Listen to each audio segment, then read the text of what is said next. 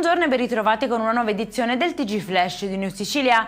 In apertura tragedia a Floridia e Marco Latina, 25 anni, la vittima dell'incidente mortale avvenuto ieri sera sulla strada provinciale 25. Fatale per il giovane centauro lo scontro con un furgone forse favorito dalla scarsa illuminazione. Aperta un'inchiesta per omicidio stradale.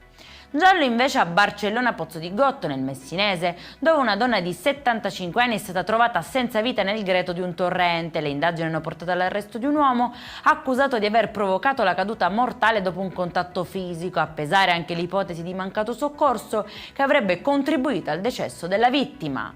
A Catania un ristorante del centro è stato trasformato in un laboratorio per la manipolazione di marijuana. La droga era potenziata con agenti chimici pericolosi per la salute.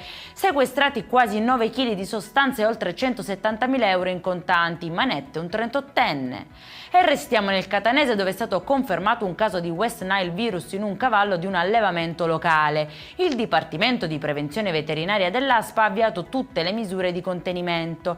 Nessun rischio per la sicurezza alimentare, ma resta fondamentale la prevenzione contro le zanzare. Attivati anche i protocolli di sorveglianza e le comunicazioni alle autorità sanitarie regionali e locali.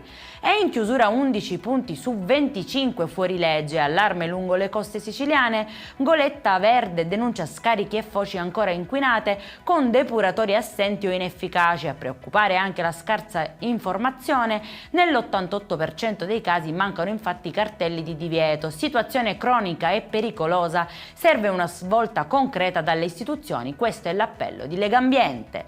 Per questa edizione è tutto, prossimo appuntamento alle 19:30.